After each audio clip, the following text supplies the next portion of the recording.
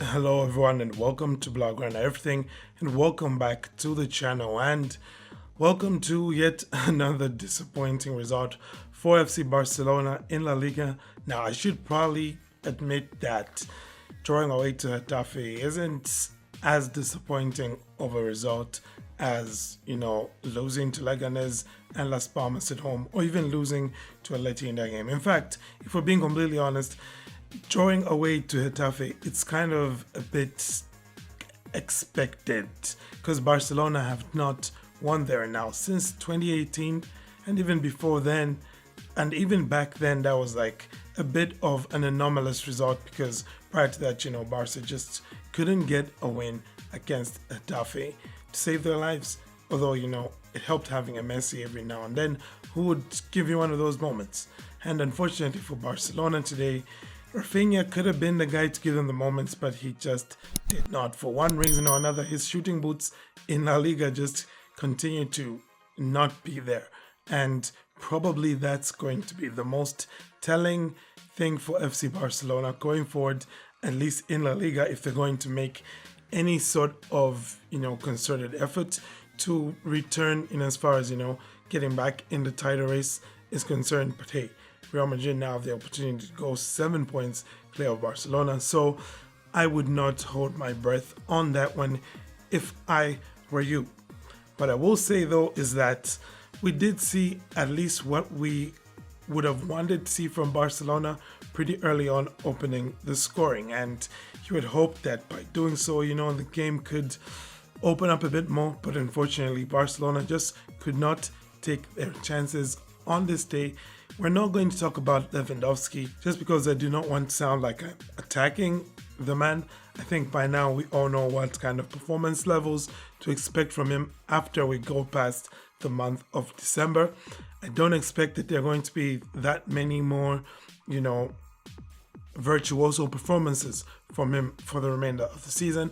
And that's not really a knock on him. Maybe it's just a nod to the fact that this man is now in his late 30s and we need to respect what that does to an athlete's body. The only thing that we could probably hope for is that maybe someday, somehow, Jose Bordalás is going to wake up and he'll decide, like, you know what, I don't want to be this guy anymore that's known as the antithesis of football, of anything positive in football, and maybe I will change my ways. But I don't think that day is coming soon, and definitely not while he is at Getafe, who by the end of this match had, I think, something like 7 defenders on the pitch, which again, we expected from them.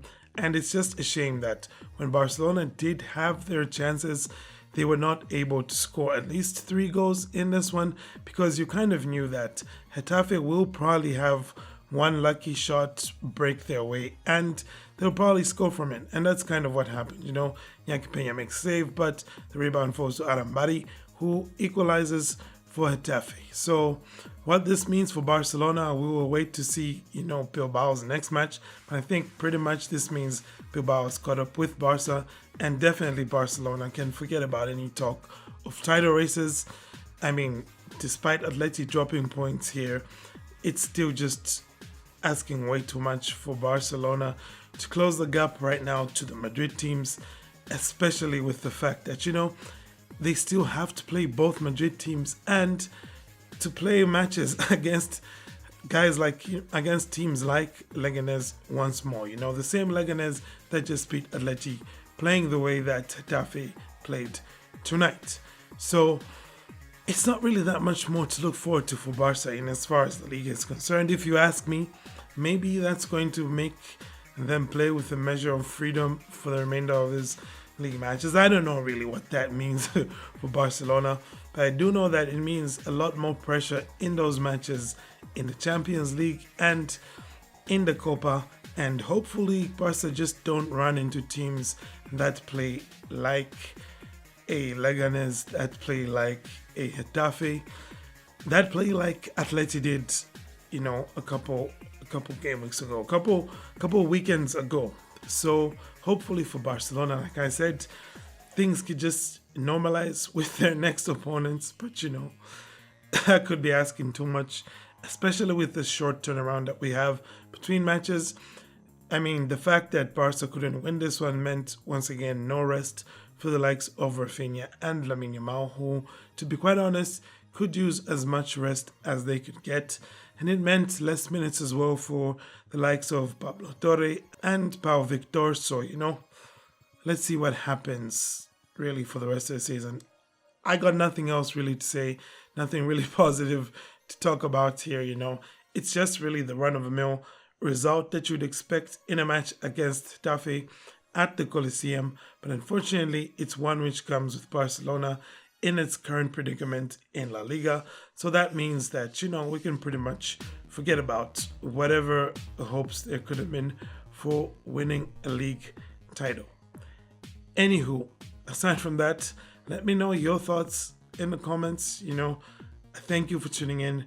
Do have a great day, and Forza Barca.